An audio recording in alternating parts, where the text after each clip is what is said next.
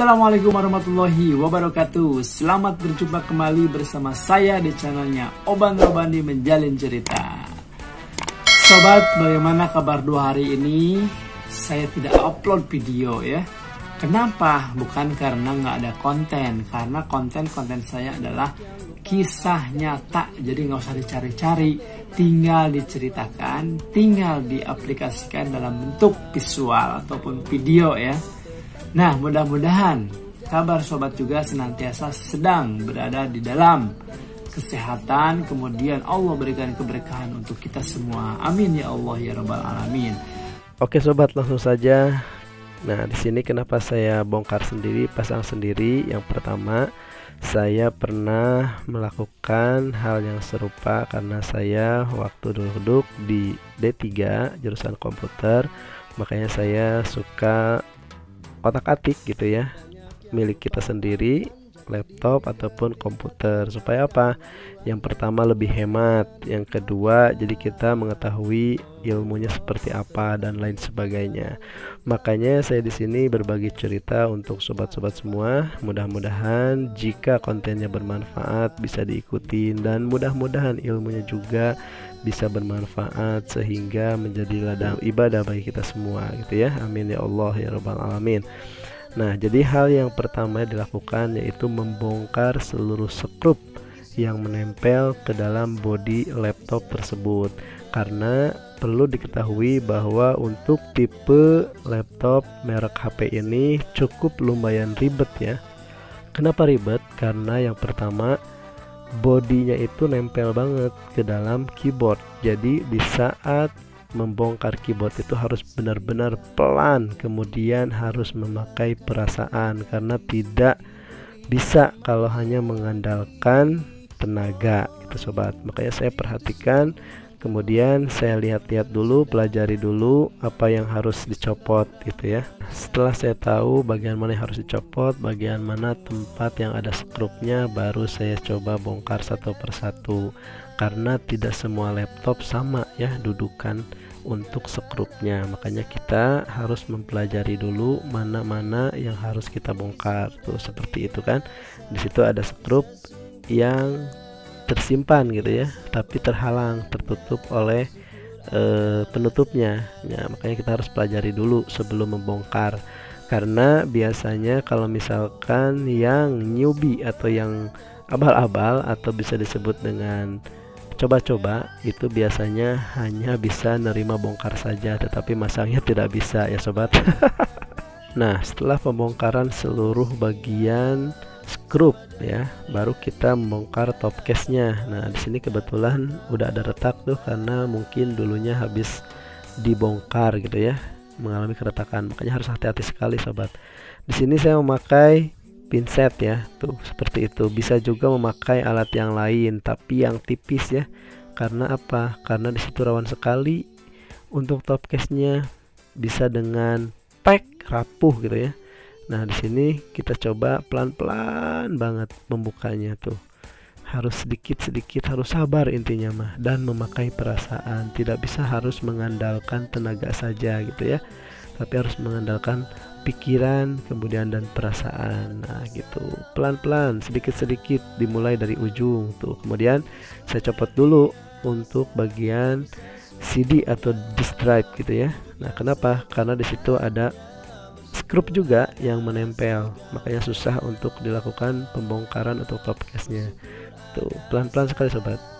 Tuh, ya kan, pakai kuku juga bisa. Nah, kalau seperti itu udah terbongkar, baru kita copot dulu di bagian bawah itu. Di dalam ada kabel ya, ada kabelnya. Jangan sampai putus sobat, pelan-pelan tuh kita angkat ya. Nah, itulah bodi, kita pisahkan dulu supaya tidak pusing melihat skrup-skrup yang lain. Nah, baru kita hanya memiliki keyboard yang menempel pada bodinya. Nah, di sini kan ada tuh kleman-kleman. Kemudian di situ ada skrup juga yang menempel untuk bagian kabelnya. Kita copot dulu, hati-hati sekali. Pokoknya semuanya harus benar-benar melakukannya dengan teliti sobat. Karena apa? Kalau misalkan membongkar dan memasang, kemudian ada sisa skrup, berarti itu gagal. Artinya berarti ada satu atau dua skrup yang nggak terpasang. Nah ini juga nih yang saya bilang tadi, menempel ke seluruh bodi yang ini nih, tuh satu-satu menempel karena di situ ada penguncinya sobat. Nah penguncinya ini kalau misalkan kita bongkar itu rusak. Nah tapi nanti kita gunakan alat solder untuk menguncinya kembali, karena itu harus dipanaskan supaya mengunci gitu ya, truk gitu loh. Nah ini harus pelan-pelan sekali sobat tuh ya, dilakukan pelan-pelan sekali, memakai perasaan, jangan tenaga ya. Tuh satu-satu saya melakukannya. Tuh pada itu kan tuh melenceng, karena harus hati-hati tuh, sampai kena tangan saya juga. Aduh, harus hati-hati sobat, karena berbahaya ini. Selain tipis juga rapuh gitu ya, makanya harus hati-hati sekali. Harus dengan benar-benar memakai perasaan, itu harus benar-benar stabil. Jangan kita memiliki sifat amarah atau lagi emosi ya, karena kalau lagi emosi bahaya, bisa-bisa semuanya berantakan. Sekelilingnya kita coba bongkar-bongkar penguncinya dulu. Nanti kalau penguncinya sudah bisa kita bongkar, baru kita angkat, dan angkatnya pun pelan-pelan sekali karena rawan banget sobat. Nih, ini kalau misalkan kita tidak bisa untuk membongkarnya, maka efeknya itu akan merusak satu kabel, kemudian dua dudukannya, dan ketiga yang pastinya pasti harus ganti semua, rusak, mati total gitu ya. Nah di sini ada kabelnya tuh, harus pelan-pelan sekali tuh ya, kita copotinnya tuh. Aduh, pelan sekali sobat, pelan-pelan. Bisa pakai kuku juga ya tuh. Nah itu kabelnya tuh, jangan sampai putus. Oke, pelan-pelan. Bismillahirrahmanirrahim. Aduh, pelan-pelan. Tuh, dua, pelan tuh, masih ada yang terkunci sobat. Kita bongkar lagi ya, kita bongkar lagi tuh, memakai obeng min ya biasanya. Pelan sekali tuh. Iya. Alhamdulillahirabbil alamin. Nah, di situ masih ada yang menempel. Kita copot dulu. Nah, itu adalah kabelnya ya. Kabel untuk ke keyboard tersebut. Nah, alhamdulillah sudah selesai. Nah, tapi di sini ada lagi yang harus dibongkar sobat tuh. Nah, itu keyboardnya, yang itu mesinnya sobat, yang di atas tadi ya. Nah, kita bismillahirrahmanirrahim, pelan-pelan. Iya, pelan-pelan. Bismillahirrahmanirrahim. Alhamdulillah. Nah, ini sobat. Nah, ini keyboardnya, karena dudukan keyboard itu beda ya, satu laptop dengan laptop yang lainnya, makanya kita harus ganti sesuai dengan tipe dan mereknya. Nah ini kita memakai warna hitam, tapi nggak apa-apa karena satu tipe untuk merek HP atau HP ya. Nah kenapa kita memerlukan solder? Karena pengunci tadi kan udah rusak tuh, kita jebol ya. Nah karena di sini penguncinya itu terbuat dari plastik. Nah makanya kalau misalnya kita dipanaskan bisa mengunci kembali untuk pemasangan keyboardnya. Nah di situ tuh sobat, liatin tuh ya kan. Nah seperti itu sobat. Nah setelah itu soldernya harus kita cobain dulu ya, karena bisa jadi belum panas. Oke, bismillahirrahmanirrahim, kita tes dulu nih panas apa enggak. Oh belum panas sobat, masih hangat ya. Kalau udah panas itu kan bisa dengan langsung kita melakukan untuk penguncian lubang-lubang plastik yang di situ ya, untuk penguncinya tuh satu-satu.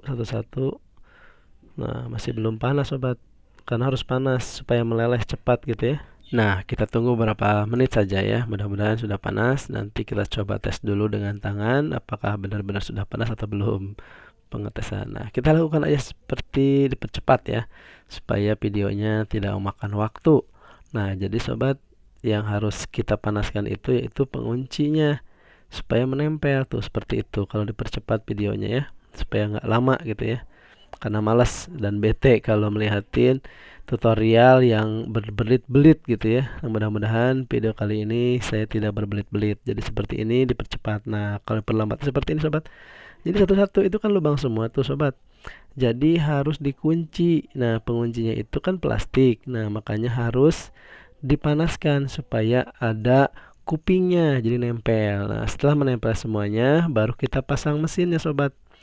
Nah, pasang mesin namun sebelumnya kabelnya itu harus kita pasang dulu ke dalam mesinnya supaya terkoneksi nantinya gitu ya. Nah, itu adalah masih ada label, kita copot dulu ya. Nah, itu kabel fleksibel yang menghubungkan antara mesin ke dalam keyboard ya supaya berfungsi dengan baik. Nah, kita rapikan dulu untuk kabelnya supaya tidak kusut ya di situnya, karena kalau kejepit atau gimana kadang tidak berfungsi. Nah, dudukannya harus sama sobat nih. Kalau misalnya posisi seperti itu, kita ikutin aja alur dari kabelnya itu ya, kabel fleksibel ya. Nah, kita pas-pasin dulu, setelah pas baru kita tekan ya supaya menempel dan rapat. Nah, di situ nanti ada penguncinya lagi sobat nih. Kita rapatkan dulu ya, dipas-pasin dulu semuanya. Kalau udah rapi dudukannya, ngepres. Nah, seperti itu baru di situ harus kita kunci lagi supaya rapat nih seperti ini sobat. Kita tekan dulu ya pakai obeng supaya titik penguncinya itu muncul keluar. Nah, setelah muncul keluar baru kita solder supaya ada kupingnya. Jadi di situ kuping atau mata ya yang menempel. Jadi kencang gitu sobat. Nah, di situ terus kita semuanya harus solder ya bagian penguncinya. Nah, kalau misalnya tidak disolder berarti kan nanti akan plong gitu ya, keluar masuk, nggak mengunci gitu loh. Makanya di sini harus benar-benar hati-hati, satu persatu harus kita kunci dengan menggunakan bantuan dari solder.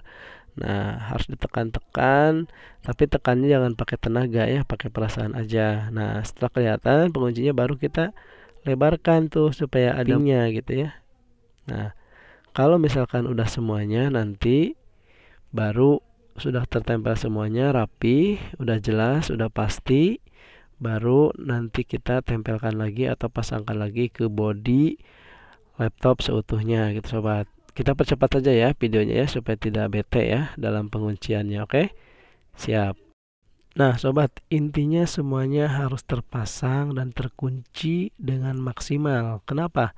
Karena kalau kita tidak mengunci dengan maksimal bisa jadi nanti copot atau tidak berfungsi lagi karena longgar ya. Nah, seperti itulah sobat. Nah, terus semuanya dicari-cari mana bagian yang harus dikunci, mana bagian yang harus direkatkan gitu ya.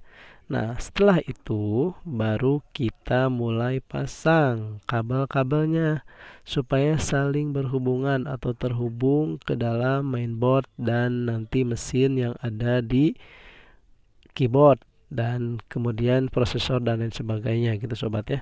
Nah, kita di situ diikutin aja tuh, dites-tes dulu sama apa enggak sih dudukannya. Nah, kita ikutin aja dudukannya supaya sama dengan hasil pabrikan untuk merek HP atau HP ya. Makanya kalau misalkan belum sama, kita samain dulu kabel-kabelnya supaya tidak terjepit juga, kemudian supaya sama dudukannya. Jadi tidak ada perubahan sedikit pun gitu ya. Meniru hasil pabrikan tuh sobat. Kalau udah selesai baru kita pasangin ke bodi ya, ke bodi. Tapi jangan lupa nih sebelumnya di pinggirannya ada kabel-kabel yang harus dipasang. Nah, tapi sebelumnya kita masukkan aja dulu untuk mesin keyboardnya, dipasin dulu. Nah, di situ ya kita buka baru masukkan. Nah, ini yang saya tadi bilang, jangan sampai tertinggal untuk kabel-kabelnya karena tidak akan berfungsi sobat, tidak akan saling berhubungan kalau masih ada yang tertinggal. Makanya harus perlu diperhatikan apa saja yang kita bongkar, kemudian apa saja yang harus kita pasang supaya tidak ketinggalan sedikit pun, termasuk dengan skrup ya gitu ya. Kalau misalkan skrup tertinggal atau berlebih berarti itu artinya apa? Artinya berarti ada kekurangan dalam pemasangan skrupnya. Itu artinya belum sukses untuk menjadi teknisi. Nah, langkah terakhir yaitu setelah pengecekan semua kabel terpasang baru kita masukkan ya body keyboardnya ke dalam seluruh bagian badan dari laptop itu sendiri. Nah, hati-hati di situ juga ada kabel ya. Ada kabel di dalamnya, harus dipasang dulu supaya terkoneksi ke dalam mainboardnya laptop ya. Setelah nanti terpasang juga kabelnya, baru kita tutupan ke bawah ya. Nah, untuk menutupnya yaitu hanya menekan saja, nanti juga akan mengunci sendiri kalau memang posisinya sudah pas nih, seperti ini sobat. Truk truk truk gitu ya. Nah, langkah selanjutnya setelah pemasangan ke dalam top case laptop, baru kita pengetesan dulu sebelum skrupnya itu dipasang dengan kencang. Nah, kita tes dulu, kita nyalakan dulu laptopnya, kemudian nanti kita akan buka Microsoft Word ya, supaya bisa mengetahui apakah benar sudah berfungsi dengan baik tombol-tombol di keyboard yang sudah kita ganti dengan yang baru gitu ya sobat. Tunggu dulu sebentar, masih loading. Jika sudah terbuka, nanti akan coba kita ketikkan ya, kita pengetesan untuk keyboardnya sobat. Nah, alhamdulillah kita tes ya di Word. Nah, ketik, alhamdulillah semuanya berfungsi sobat dengan baik gitu ya tuh. Demikianlah sobat pengalaman saya dalam mengganti sebuah keyboard laptop merek HP ya. Mudah-mudahan jika bermanfaat, silahkan seperti biasa ya. Oke, terima kasih atas perhatian sobat-sobat semua, dan terus berlangganan kepada Oban Robandi menjalin cerita untuk Anda semuanya. Assalamualaikum warahmatullahi wabarakatuh. Sukses untuk Anda semuanya. Oke.